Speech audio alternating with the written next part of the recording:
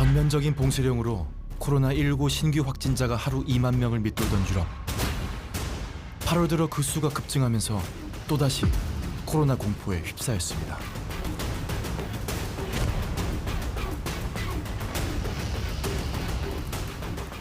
우리도 예외는 아닙니다.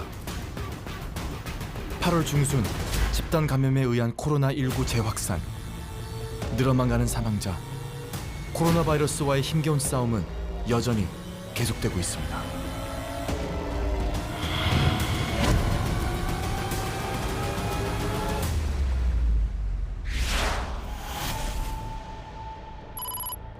코로나 재확산이 시작된 지 한 달. 짙게 그리운 안개처럼 끝이 보이지 않는 나날이 이어지는 곳. 경기도 한 감염병원에서는 오늘도 긴장감이 감돕니다. 저건 누구야? 뭐야? 저건 누구야? 잠깐만. 누구야? 26호. 저쪽에 계시는데 어떻게 올라오셨지? 뭐예요? 아무나 들어올 수 없는 코로나 격리병동. 의료진은 매일같이 환자를 지키기 위해 보이지 않는 위험, 코로나와의 전쟁터로 향합니다.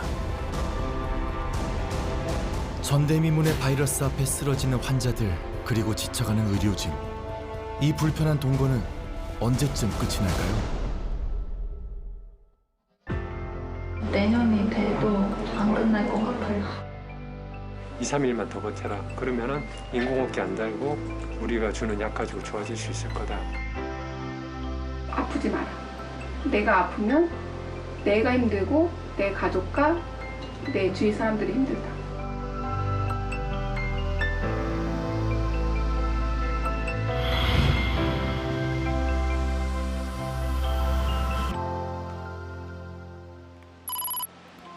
코로나 사태 이후 이곳 감염병원에는 병원 문턱 하나가 더 생겼습니다.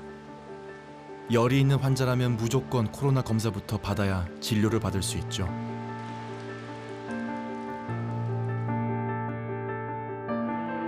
코로나 확진자 격리병동은 일반 진료실, 일반 병실과 철저히 분리됐고 코로나 재확산과 함께 병상을 2배 가까이 늘렸습니다.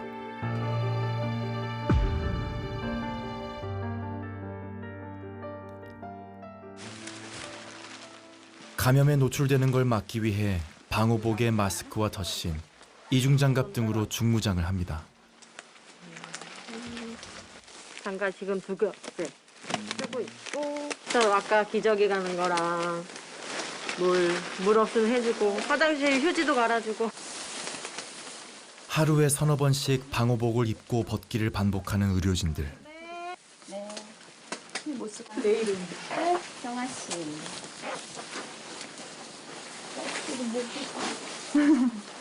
이거 레벨도 입고 들어가면 다 똑같은 옷 입고 이렇게 들어가니까는 그래도 그냥 우리끼리 누가 뭐 하는지 보려고 그냥 애칭 같은 거 이렇게 좀 써주는 거예요.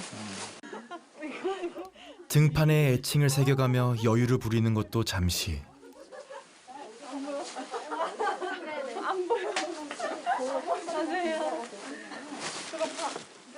한 번 들어가면 바로 나올 수 없기에 챙겨야 할 것이 참 많습니다. 일반 환자들은 그냥 이런 식판에 나가는데 여기는 직접 배식할 수 없으니까 간호사들이 국 드시는 분들, 밥 드시는 분들, 당뇨가 피딩 하시는 분들이 계셔서 호수로 드리는 분 이제 식사하시고 가래 뽑아드리고 하고 와야 되거든요. 의료 처치는 기본. 감염병 특성에 환자들의 나이가 고령인지라 삼시세끼 환자 배식도 의료진이 직접 할 수밖에 없습니다. 지금 저희 병동의 평균 연령이 거의 한 7, 80대, 80대 전후 환자분이 제일 많고 고령 환자분도 있으니까 기저귀도 갈아줘야 되고 밥도 먹여줘야 되고 뭐 당 검사도 해줘야 되고 혈압 같은 거 다 혼자서 못 하세요. 그러니까 다 측정을 해줘야 되고 지금 그런 걸 다 해드려야 되는 상황이니까 시간이 많이 걸리죠. 32호 할머니 바로 그 시각 CCTV를 통해 환자를 지키는 또 다른 이들이 있습니다. 살에 걸리거나 그러진 않으셨죠? 혹시 기저귀 확인할 때 욕창 요거 확인했을까요? 엉덩이 쪽으로 약간 발적이 있어서 다시 한번 확인이 필요한 상태인 거고. 네. 31호 병실로 들어간 의료진과 소통하며 상태를 꼼꼼히 체크합니다. 그렇게 두어 시간이 지났을까 의료진이 그제야 병실을 나섭니다. 손닦기 6단계. 바둥, 가두, 엄톱 이렇게 해가지고 저 6단계 꼼꼼히 15초에서 20초 정도 손닦기를 하고 보호복을 벗어야 돼요. 오염물질이 묻지 않을게. 찜질방 그 불 가마솥 있잖아요. 거기보다 더해요. 더 심해요. 일단은 숨이 막히는 거고요. 그리고 이제 머리가 좀 띵하다? 그 땀을 닦고 싶어요. 근데 닦을 수가 없으니까 이제. 고생했어요. 네. 마치 비를 맞은 듯 온몸이 땀으로 흠뻑 젖었습니다. 네, 이렇게 졌습니다. 아 그래요? 네. 다 젖었나요, 등판도? 네. 하루에 한 번 들어가는 게 정해져 있지 않고 여러 번 왔다 갔다 할 때도 있으니까 이렇게 쫙 수분을 빼게 되네요. 자국이 심해요? 거기 저는 안 보여.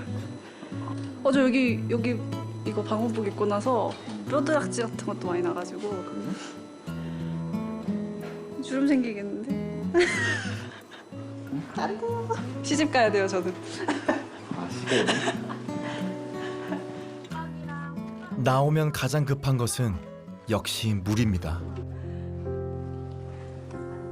이게 땀이 2시간 동안 계속 나니까 들어갔다 나오면 많이 어지럽기도 하고 목이 그냥 환자분들이 물을 마시잖아요. 저희가 들어가 있는 동안. 그럼 그 물을 마시고 싶을 정도예요.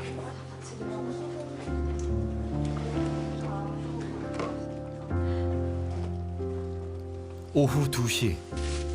환자들의 식사를 챙기고 난 후에야 찾아온 의료진의 점심시간. 벌써 몇 달째 도시락으로 끼니를 때우고 있습니다. 매 순간 긴장의 연속이다 보니 맛을 음미할 겨를도 없죠.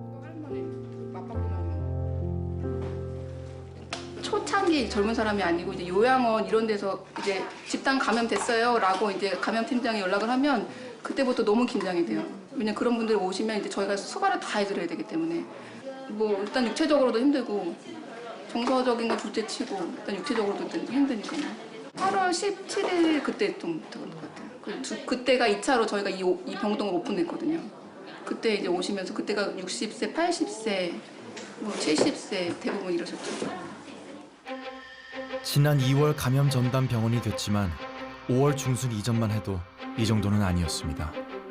처음에는 응급실만 남겨놓고 전 간호사들이 다 확진 병동에 투입을 해서 하다가 한 4월 한 20일께부터는 환자가 약간 좀 감소가 됐어요. 그래서 저희는 4월 26일 그쯤에 감염 전담 병원에서 해제를 했어요.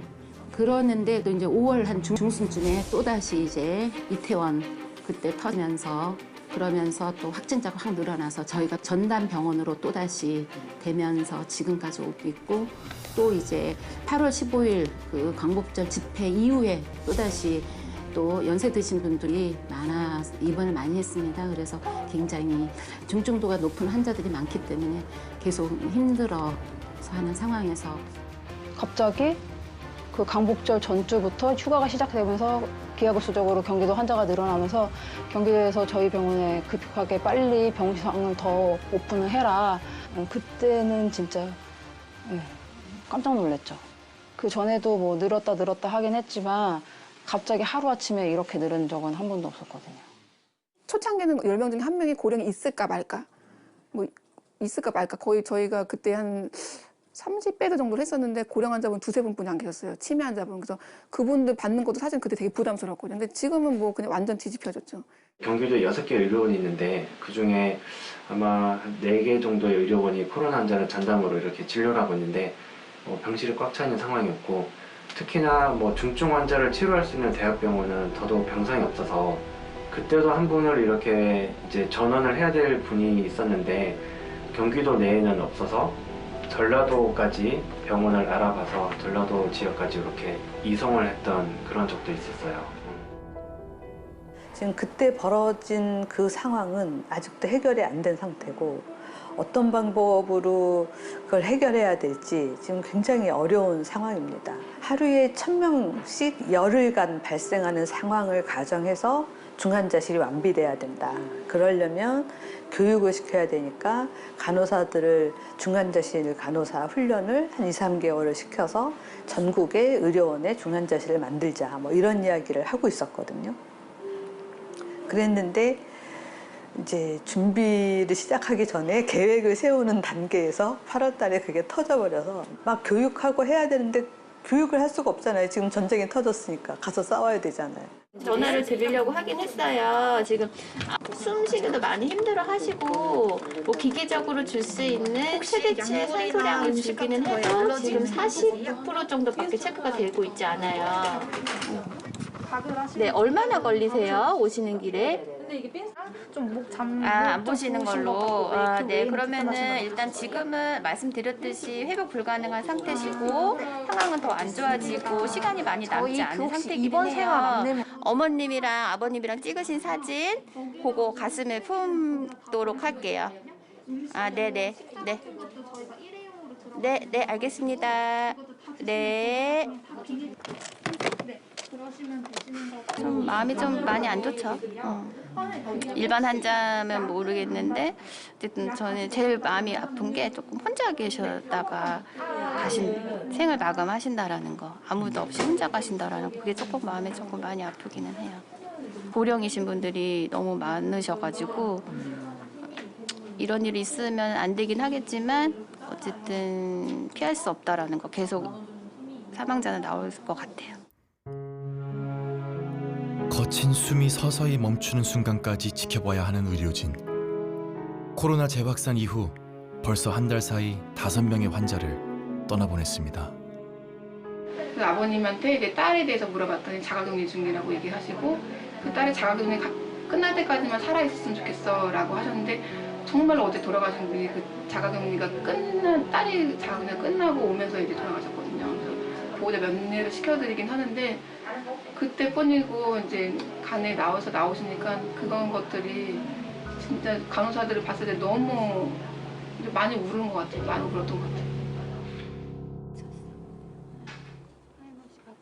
코로나 감염은 병원 시스템을 바꿔놓았습니다. 24시간 화상으로 환자를 보고 병실 밖에서 환자의 심전도와 맥박, 산소 포화도 등을 확인합니다.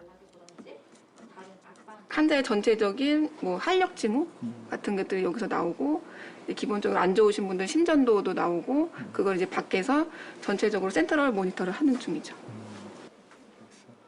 의사들의 회진 풍경도 달라졌습니다.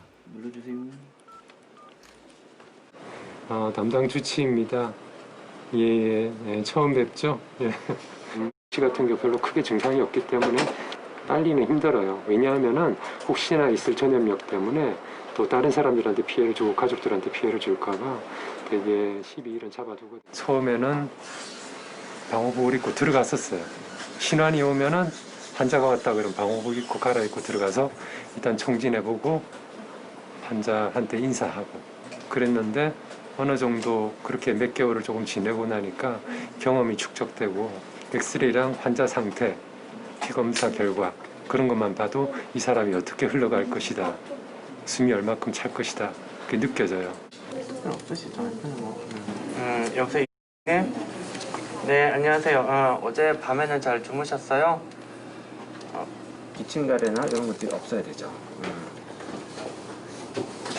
좀 오래 가네요, 생각보다. 24호. 뒤에나 아까 받는다고 그랬는데. 경리병동의 감염관리실 간호팀장이 떴습니다. 알아보라 그래서 일단 의뢰는 해놓은 상태거든요. 지방까지도 내려갈 수도 있는 부분이긴 하거든요. 그래서 근데 봉할아버지도 그렇지만 신할아버지도 엑스레이 안 좋아서 봉할아버지 따라갈 것 같아요. 오래 안 갈 것 같긴 한데. 따라서 가다니면 보호자 설득할 수도 있고 그냥 여기 있을 수도 있고 아니 하니까. 경기도 쪽이면은 사실 가도 왔다 갔다 네. 하게 되긴 하는데. 연락 오는 거 보고 지금 매일 가다니면 설득을 하든지 아니면 그냥 여기 계실 때 할게요. 3, 4일 전에 이천시 그 주간보호센터에서 코로나 환자 대거 발생해서 어르신들이 다 와 있거든요. 그래서 중증도가 높기 때문에 그만큼 안 좋은 환자분들도 많으시고요. 그래도 거동도 불편하시고 이런 환자분들도 많아서 좀 잘 봐야 돼요, 여기는. 큰일 났다. 검사 함장했는데 지금 양성 나왔어요. 그래서 보건소에 신고해야 돼요. 선생님, 우리 지금 확진자 하나 나왔어요. 제가 지금 인적사항이랑 이런 거 카톡으로 바로 보내드릴게요, 선생님. 네네. 네네. 코로나 검사를 받은 사람 중에 확진자가 나오자 역학조사관이 이내 달려옵니다. 재빨리 동선 파악을 통해 접촉자를 파악해야 하는 긴급한 상황. 이렇게 해서 저희 이제 접수하는 공간으로 저 사람이 들어가거든요. 환자가 진술한 걸 토대로 CCTV를 다 이렇게 보게 됩니다.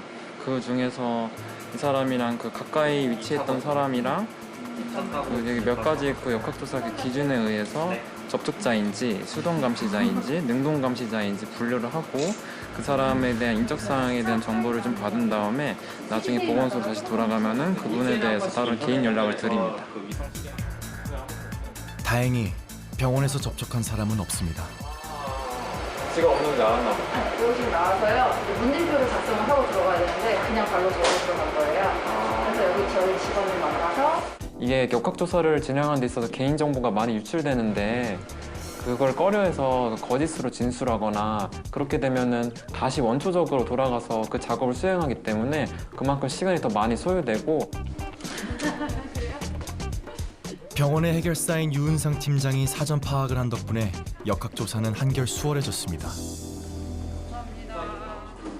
그녀는 이렇게 확진자 동선은 물론 환자 배정, 간호사 교육 등 코로나 대응을 위한 모든 중간다리 역할을 하죠.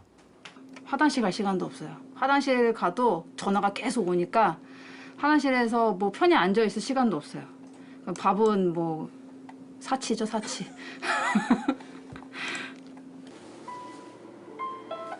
네, 선생님 2,000병원입니다. 코로나 사태가 발생한 후로 그녀가 집에 가는 경우는 고작 일주일에 하루 정도. 한 번 집에를 갔어요, 밤에. 11시에 집에를 가서 딱 가방을 내려놨는데 전화가 온 거예요. 환자 상태가 안 좋아졌다고, 그래서 돌아가실 것 같다. 그래서 바로 나왔거든요. 그다음부터는 집에 못 가겠더라고요. 아버님 얼굴 보실 거예요? 네, 그럼 저희 보도록 해드릴 테니까 조심해서 오세요. 뽑아서 발라주세요. 며칠 전부터 폐 상태가 급격히 나빠졌던 할아버지. 끝내 눈을 감았습니다.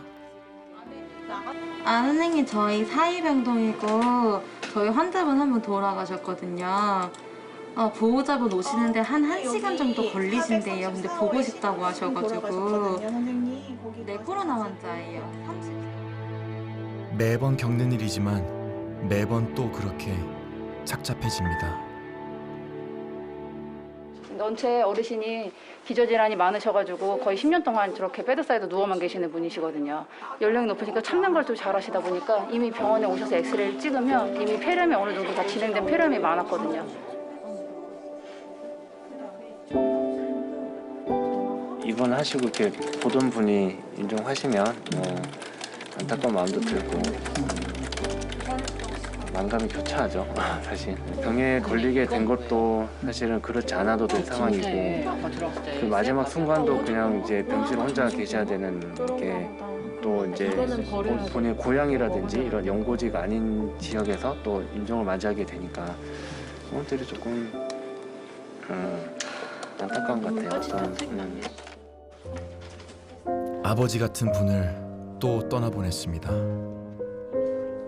숨을 거둔 환자 앞에서 사망 선고도 깊은 애도도 표할 수 없는 상황은 의료진을 더욱 무기력하게 만듭니다. 그리고 임종을 지키지 못한 가족에게도 큰 상처가 됩니다. 제일 아쉬워하셨던 거는 아버님을 자주 못 뵀던 거. 오셔서 이제 옆에서 얘기도 좀 하고 싶으시고 옆에 뭐 손도 잡고 싶으시고 그러실 텐데 그러지 못한 걸 제일 아쉬워하셔서 많이 속상해 하시더라고요. 시신을 거둬야 하는 순간 유은상 팀장이 방호복을 입습니다. 다른 선생님들이 익숙하지 않은데 무슨 사고라도 날까 봐 이제 저도 너무 걱정되고 이래서 그냥 제가 들어가서 하는 게 더 마음이 편해서 그냥 제가 같이 이제 장례장 선생님이랑 들어가서 이제 하고 있어요. 고인을 모시러 가는 길, 의료진의 발걸음이 무겁습니다. 입관 절차는 순식간에 이루어집니다. 가시는 길까지 소독약이 함께하고 코로나 감염으로 사망해 병실을 나서면 이내 화장을 해야 합니다. 이렇게 우리에게 갑자기 다가온 낯선 바이러스는 마지막 고인과 이별할 시간도 제대로 주지 않습니다.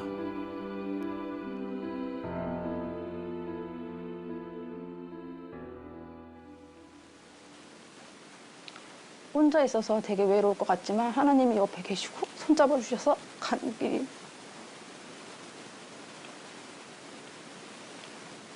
혼자가 아니라는 거를 꼭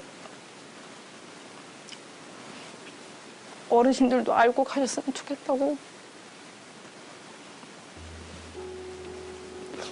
기도를 해드리죠. 근데 저는 그러니까 다른 간호사들도 그럴 거예요. 막 이렇게 누구 하나가 무너지거나 막 이렇게 울면은 같이 막 이렇게 울고 막 이게 막 또 간호에 또 다른 영향이 있을까 봐 다들 참죠. 다들 참아요. 네. 그렇게 6번째 코로나 사망자가 외롭게 병원을 떠났습니다.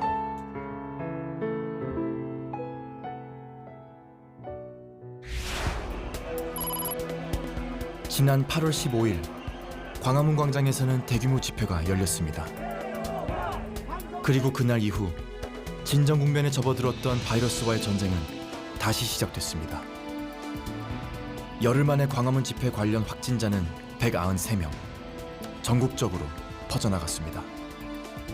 집회에 참석한 인원이 파악이 되지 않고 있는 점도 접촉자들로 인한 N차 전파를 야기할 수 있는 방역적으로는 문제가 매우 심각한 상황입니다.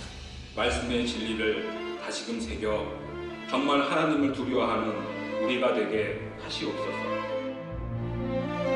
종교단체에도 변화의 바람이 불기 시작했습니다. 다양한 방법으로 사회적 거리두기에 동참하는가 하면 대면 예배와 대규모 집회에 대한 의견 충돌도 있었습니다. 이웃들한테 칼이 돼서 사망의 위험을 준다면 그거는 신앙의 본질이 아니라고 생각합니다. 빨리 이 코로나를 물리치는 수밖에 없겠죠.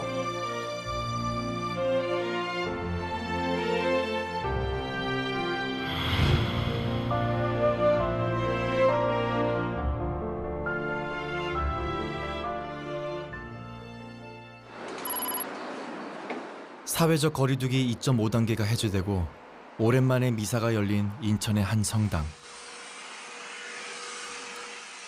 미사 1시간 전부터 성당 전체에 철저한 방역이 시작됩니다. 지난 7월 26일 이곳 성당에서 확진자가 나왔습니다. 화요일 오전 우리 사무장님이 그쪽 질병본부로부터 연락을 받았다. 우선 그날 미사 참여한 분들이 다 테스트를 받는 게 좋겠다. 그래서 1차적으로 우리 성당 관계자들부터 가서 받았죠. 261명 정도였고 그 명단 다 넘겨주었고 또 우리 관계자들 또 휴가 갔던 수녀님까지도 돌아와서 다 받았죠. 성당은 순식간에 충격에 휩싸였습니다. 확진자와 함께 미사를 본 신자들에게 신속히 연락이 취해졌고 신자들은 불안에 떨어야 했습니다. 많이 놀랐죠.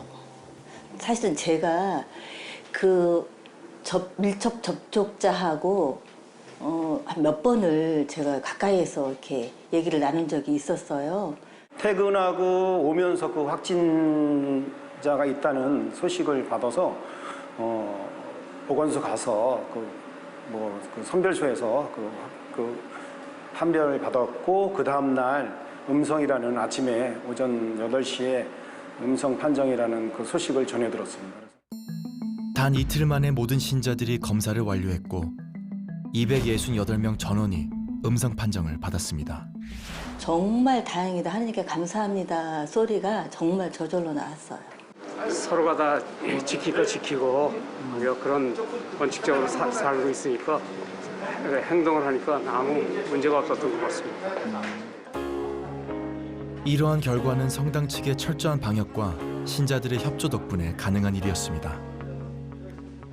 코로나 바이러스가 확산되자 신자들은 발열 체크, 손 소독, 바코드 등록 등 각자 역할을 분담해 봉사를 하기 시작했습니다. 특히 바코드 명찰은 이번 확진자 대처에 중요한 역할을 해냈죠. 우리 신자 확인이 첫 번째 목적이고요. 또 어떠한 그런 비상 상황에서는 바로 모든 명단이 나오잖아요. 뭐 신자 이름, 참 그분이 몇 시에 성당에 들어왔었고 뭐 이런 부분들이 다 뭐 바로바로 나오니까 그런 것들을 다 위해서 이제 준비를 하신 거죠. 코로나 바이러스는 미사 풍경까지 바꿔놓았습니다.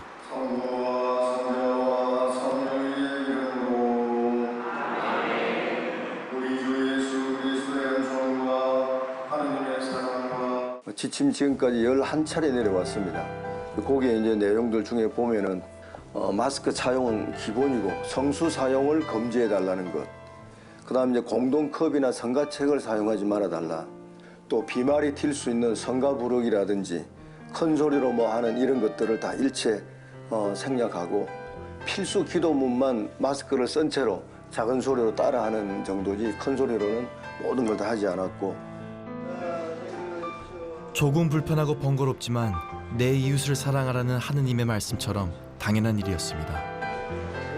뭐 우리가 하느님 사랑과 이웃 사랑을 얘기하는 종교인데 뭐 이웃 사랑이 뭐 별거겠습니까? 배려하는 마음이고 또 내가 뭘 하고자 하더라도 혹시라도 다른 사람에게 누가 될 때는 또 내가 하고자 하는 것을 잠시 보류할 줄도 아는 것, 양보할 줄도 아는 게 저는 더 큰 민주주의를 향해 나가는 사람들의 자세여야 한다 그렇게 생각합니다.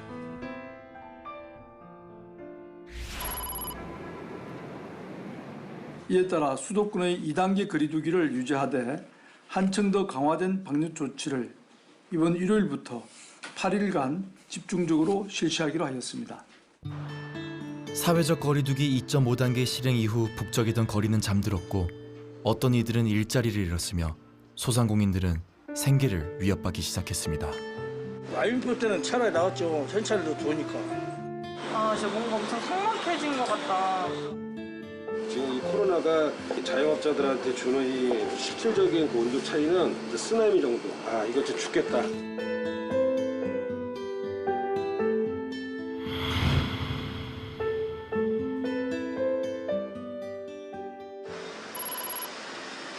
충무로와 을지로 삼가역 사이에는 오래전부터 인쇄소 거리라 불린 골목이 있습니다. 사양 산업으로 들어선 지 오래지만 코로나 바이러스는 그나마 남아있던 인쇄소들마저 폐업 위기에 놓이게 만들었죠.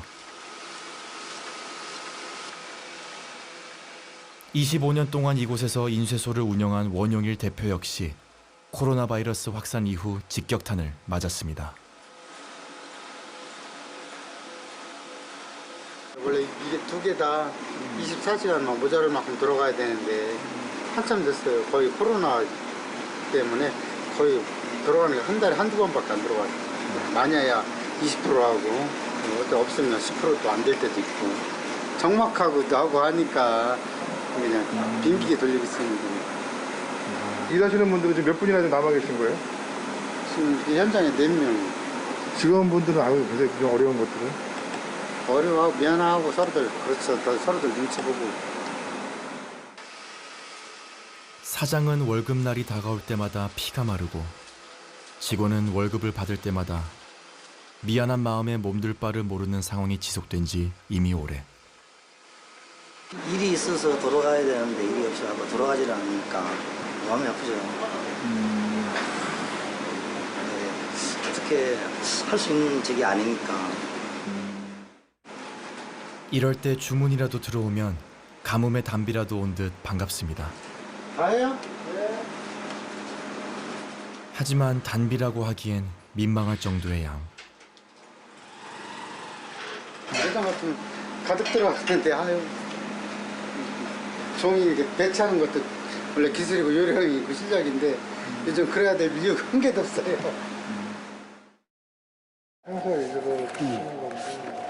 뮤지컬, 연극이나 뮤지컬이나 이렇게 팜플렛들을 많이 하는데요. 매년 많이 해왔던 건데 올해는 아예 안 했어요. 다들 행사 자체가 아예 없으니까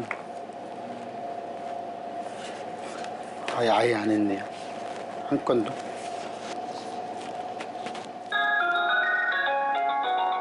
여보세요? 예, 말씀하세요. 네네네. 예, 통화 괜찮으세요? 우리 500 얼마 하는 거 갚아야 된다는 거 그거 혹시 그것도 전장이 안 되는 거예요? 그거는 네. 지금 방법 없어요. 전산을 체크해가지고 그거 안 하면 못하게끔 전산을 막혀 있는 거예요. 아휴 참. 지금까지 뭐 연체 그 제2금융권 대출 받고 뭐 이래서 그걸 확 떨어진 거예요. 그러니까요. 여지껏 20년 동안 그 VIP로 있다가 그 하루아침에 예. 그렇게 돼버리냐. 근데 참 이게 그때 그 연장하는 시점에서 연장하자고 그러셨잖아요. 그러니까 더 하니까 그나마 좀 낮을래다 또. 복구하기는 힘들 때 문제가 생기면 바로 빠져버려요. 그 방법 없어요, 사장님.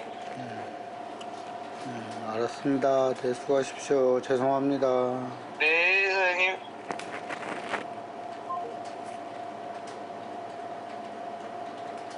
있을 때는 갖다 쓰라고 계속 그러고 없을 때는 계속 그렇게 쪼네요. 근데 이런 난국이 어쨌든 뭐 남 핑계 댈 건 아니지만 어쨌든 세상이 이런 건데 좀 이런 때는 좀 유예를 좀 두고 좀 했으면 좋겠는데 그러니까 25년 중에 24년 동안 잘해오다가 지금 코로나로 인해서 계속 어쨌든 쌓아온 그 신용이 하루아침에 무너지는 것 같아서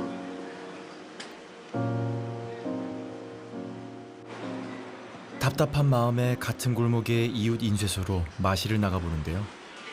여기는 뭐 여기 많이 돌아가네. 아니 빙기에 세요. 뭐야? 바빠요? 이제 바쁘시냐고. 안에 없어요. 그 하나 있는 거 그거 하나 힘이라고. 저거 가지고 최악이죠 최악. 대기면 10도 안 되죠 요즘은. 그런데요? 요즘 중에 꽉 차가지고 들어오지 못했는데 참 되겠어요. 일주일 되면 하루 이틀 기계 돌아가고 한 5일은 돌다 가고 그래. 일이 없다니까. 매출이 얼마나 줄었어요? 그거 그냥 잘 생각 안 해요. 살지. 그거 생각하면 머리 지나죠. 라인표 때는 차라리 나왔죠. 현찰도 도니까. 문 닫는 데가 많죠 지금. 차 따면 되는 데 많아요. 그 사람 어디 가서 못 먹고 살아요? 한순간에 어디서 뭘 먹고 살아야 할지 막막해진 자영업자들. 실제로 고용원을 둔 자영업자의 수는 코로나 사태 이후 급격히 감소했습니다. 그래도 살아남아야 하기에 원영일 대표는 새로운 탈출구를 찾아보기로 했습니다. 이것도 영업도 해줘요. 아니 근데 저 갑자기 왜 하시는 거예요 지금? 아니 일이 없으니까 그러죠. 그래서 또 비구거나 그러면 내가 문제가 짜증만 쓰게 돼 있네? 먼저는 두 번 약봉지나 커피 같은 걸 커팅하기 쉬우라고 특히 어르신들 손수 찍기 힘들으니까 판촉물로 이렇게 해보려고 해본 건데 이런 건 6천씩 나 주시고 기분인데? 기부회가 이건 6천씩 주셔. 네 그냥 줘. 이거 얼마 안 되잖아 이런 거는. 얼마 안 되잖아. 이거는 얘네들은 어떻게? 포장 쪽은 오히려 코로나로 인해서 호황이라 하더라고요. 그 포장 쪽이나 박스 쪽으로 좀 계속 생각을 하게 되더라고요. 제가 또 살아야 되고 내가 해온 게 이거니까 제 소원이 죽는 날까지 인쇄를 하다가 죽었으면 하는 소원이라서 영어가 계속 노력하고 할 것 같아요. 경기도 남양주시의 한 먹자골목. 이곳에서 7년째 식당을 운영하고 있는 이선호 대표. 그 역시 코로나 바이러스의 확산으로 개업 이후 최대의 위기를 맞았습니다. 한 60% 정도 줄은 거예요. 평상시는 저거에 한 2배 이상이 더 돼요. 코로나 이후에 이제 워낙 이제 홀손님이 없으니까 물건 자체가 이제 많이 줄었죠 이제. 홀 매출만 비교를 하면요 정확하게 한 70% 80%가 떨어졌어요. 아무래도 배달보다 홀손님이 많은 게 저희 자영업 하는 사람 입장에서는 더 낫죠. 왜냐하면 주류 판매가 더 나가고 그리고 또 배달료라든지 별도 비용들이 나가는 게 없잖아요. 매출은 줄곧 떨어졌고 거리두기 2.5단계 실행 이후 상황은 바닥을 쳤습니다.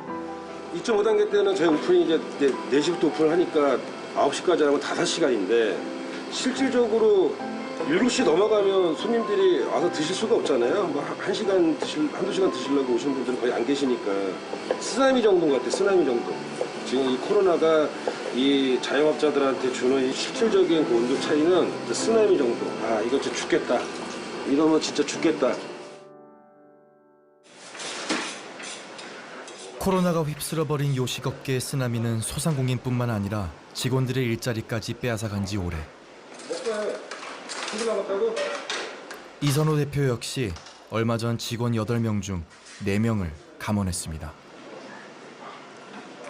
직원들까지 감원하고 폐업 위기의 문턱에 서 있는 지금 그는 애간장타는 시름을 애써 감춥니다. 어저께 손님이 이렇게 없었어? 어제요? 어제 분위기가 더 없었어요. 평상시보다 많이 한가했어요. 내가 볼 때 오늘도 안 갈 것 같은데. 추석 때 명절 전 항상 안 됐어. 매년. 차라리 무급 휴가를. 무급 휴가? 예. 그것도 괜찮다. 무급 휴가. 나는 노동 무임금이 더 안 돼. 저희는 상관없는데 감옥 가시고.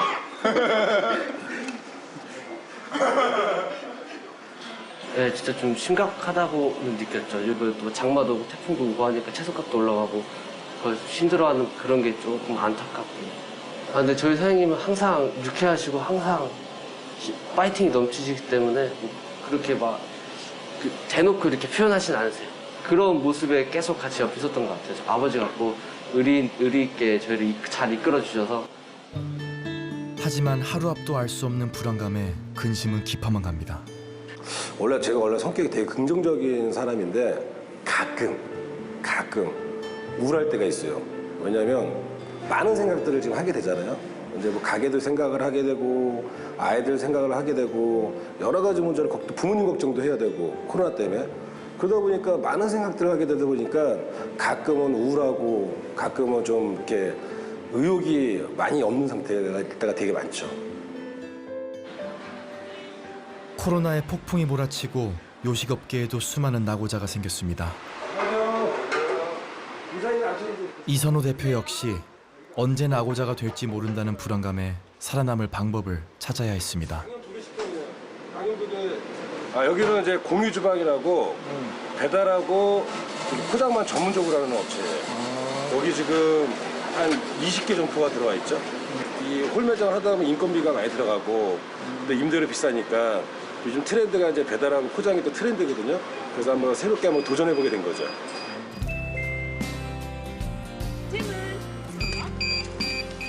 우선 양념 2개다. 매장 매출이 감소하자 이선호 대표는 이곳에 분점을 냈습니다. 많이 들어올 때는 하루에 뭐 50건, 60건? 뭐 오후 장사만 하는데 50건에도 60건이면 엄청나게 많은 거죠. 맞아요? 네, 그만 맞아요. 가져가주세요. 가져가시고요. 배달 위주로 변화하는 외식 문화 속에서 요식업자들의 새로운 희망이라는 이곳이지만 한 공간에 여러 식당들이 모여있는 만큼 코로나는 커다란 위협입니다. 저희 하고 바로 다음에 터졌어요. 다음 달인가? 바로 한 3주 있다가 진짜 엄청 난감했죠. 깜짝 놀랐어요.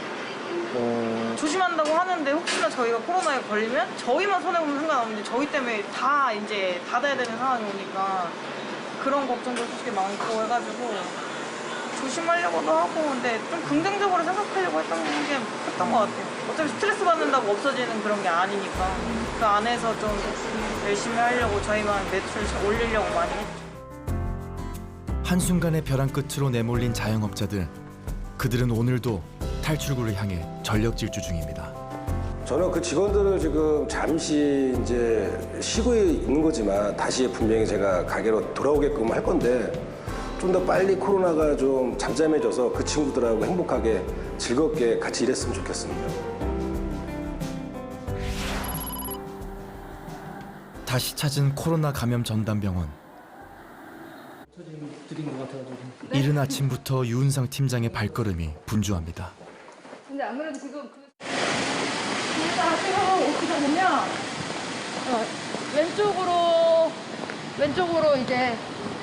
왼쪽으로 저희 병원 입구 보이시고요. 제가 바깥에 지금 나와 있어요. 119 구급차가 또 다른 확진자를 싣고 들어옵니다. 보건소에서 요청을 받은 경상 환자인데요. 멀리 가면 안 되고요. 여기 바깥에서만 이제 보고요. 저는 이제 여기까지만 하고 이제 간호사가 내려오면 환자 모시고 올라가서 제 역할은 여기서 끝이에요. 확진자는 기다리고 있던 의료진에게 인계되고 코로나 전용 엘리베이터를 통해 곧바로 격리병실로 향합니다.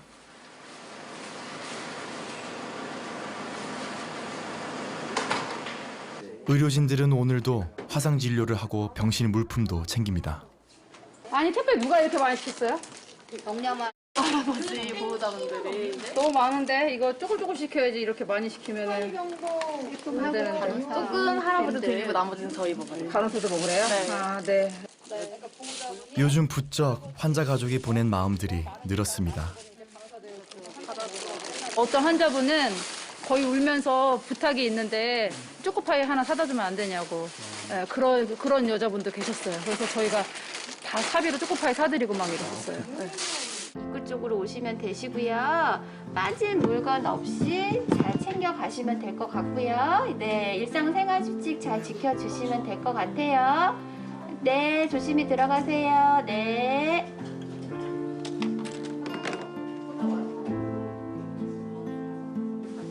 퇴원하는 날 의료진에게 특별한 선물도 배달됩니다.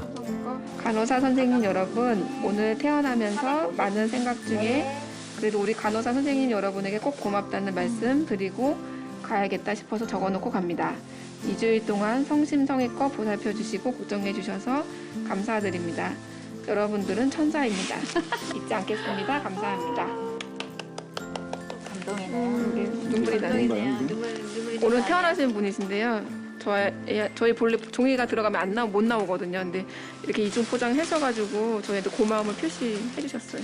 이렇게 알아주시는 분들 많죠. 이제 물론 좀 화내시고 그러신 분도 있지만 고맙다라고 이제 해주시는 분들도 많이 있어요. 감사하죠. 알아주시는 것만도 감사해요. 건강을 되찾은 완치자가 집으로 돌아가면서 남긴 감사의 마음을 지친 동료들과 함께 나눕니다.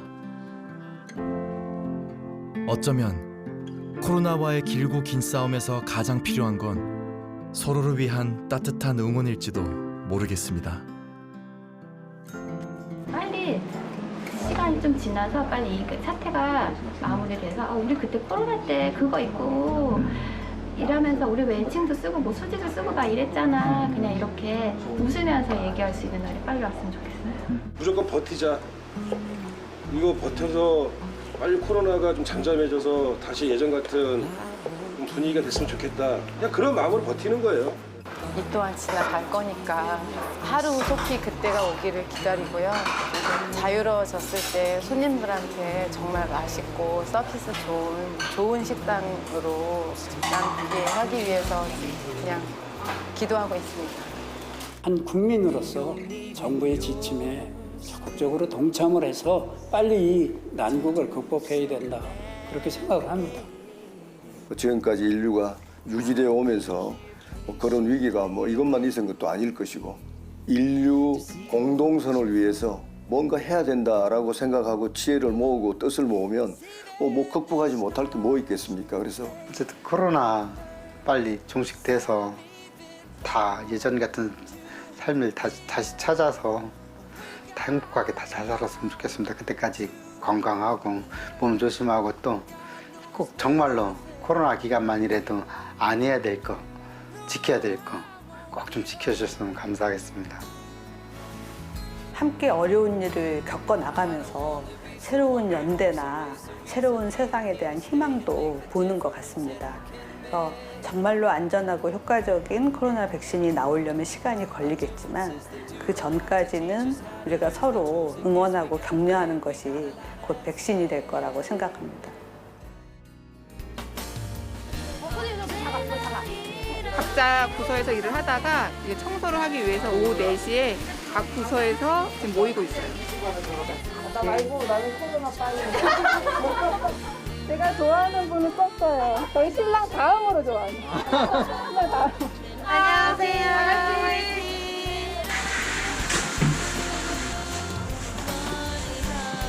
너무 추상해요. 힘이 너무 차죠.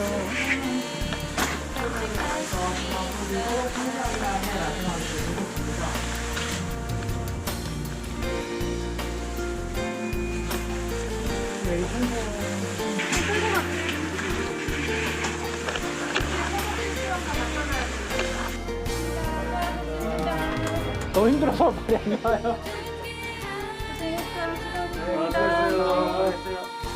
정상화가 되면은 또 이제 라떼로 얘기할 수 있을 만큼 네, 추억이 되겠죠.